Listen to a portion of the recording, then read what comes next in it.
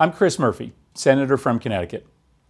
Well, President Trump couldn't even wait 24 hours. Wednesday, with the Democrats' election triumph not a day old, Trump fired Attorney General Jeff Sessions, setting off a potential constitutional crisis.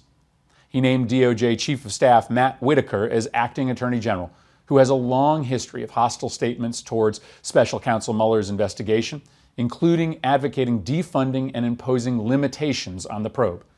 Now, more than ever, a functioning democracy requires Democrats and Republicans to come together to take action next week to protect Special Counsel Mueller's investigation. Because if we don't, and Donald Trump is given license to shut down an investigation into his own potential wrongdoing, then our nation starts to devolve into a banana republic. Now, this is a serious issue, but we won't let it completely distract from what did happen on Tuesday. On Election Day, voters across the country braved the cold and the rain and hours-long lines for the chance to fulfill their civic duty. I visited my first polling place of the day in New Haven at 6 a.m. and went town to town all day. I saw a passion and excitement for voting that I haven't seen in a long time. It was a good night for progress and for the checks and balances the founders wrote into the Constitution. Democrats won back the House of Representatives, made historic gains in governor's races and state legislatures across the country, and held our own in the Senate, battling the toughest map we've ever seen. We've heard for 8 years that undemocratic gerrymandering meant it would be impossible for Democrats to retake the House majority before redistricting. That was once conventional wisdom, but the voters weren't listening. Now, there's a whole industry of cable news pundits and political spin doctors who will all have their own explanations for what happened. I'm here to tell you to tune all of that noise out. Take a step back from refreshing Twitter and focus on what actually matters.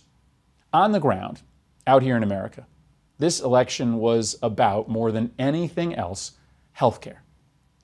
Washington Republicans spent all of 2017 trying to rip up protections for patients that were put in place under the Affordable Care Act. Republicans were blind to the 20 million people who got healthcare who never had it before the ACA. All they saw was President Obama's name on it. But even though Republicans had control of the White House, the Senate, and the House of Representatives for 24 months, they couldn't do it. Why? Because to people out here in America, the politics don't matter. The Affordable Care Act helped them, and people rose up and stopped repeal. I've never seen anything like it. But, of course, that didn't mean the Republican attacks on our health care stopped. Far from it.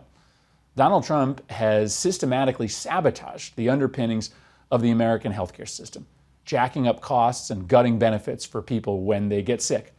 Republicans are still coming after your health care through executive orders, perverse new rules coming out of the Department of Health and Human Services, and piles of lawsuits in hopes that the courts will do what Congress couldn't. And all of that set the stage for last Tuesday. People, they're pissed that Republicans care so much about taking away their health care. Let's face it, there are some things so fundamental to daily life that they transcend politics and partisanship. Health care is one of those things. It doesn't matter whether you're a conservative or liberal. It doesn't matter whether you voted for Trump or Clinton. You want health insurance that covers what you need it to cover, that will be there for you in an emergency. It doesn't cost more than you can afford. It's that simple. How policies affect real people's lives may be secondary to the political horse race that pundits obsess over. But this Tuesday showed that voters care. They saw gleeful Republicans partying in the Rose Garden after advancing a bill that would gut protections for people with pre-existing conditions and jack up premiums for working families. Democrats won all across the country on Tuesday because voters saw the president and Republicans coming after their health care, and they said, hell no. I heard the same thing at polling places on Tuesday that I heard when I walked across Connecticut this summer. Healthcare was the most important issue, and exit polls showed that healthcare was the #1 issue when it wasn't even close. Thanks to the victories across the country, Democrats in Congress are now in a better position to stand up for your kids, your parents, your neighbors, your friends. Congressional Republicans have a choice to make now.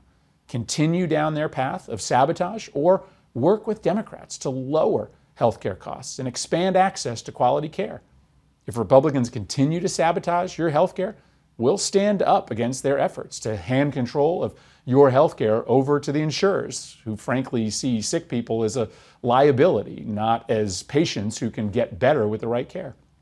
Democrats will do everything we can to make sure that pre-existing condition protections are here to stay.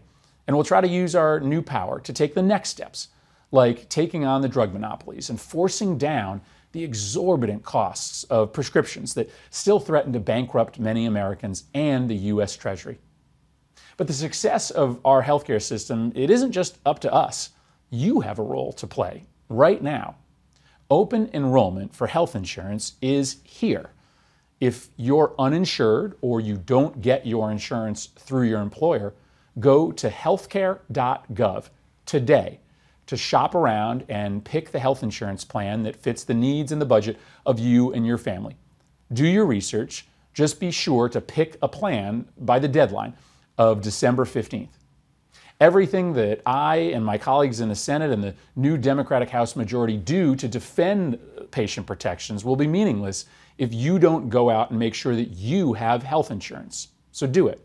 It's easy, and it's the single best thing that you can do to protect you and your loved ones for 2019. Oh, and one last really important thing. We get to take to the streets to protect the Mueller investigation. We get to have these arguments about the future of American healthcare because we live in a democracy where everyone gets a say. And so remember that this Sunday, Veterans Day.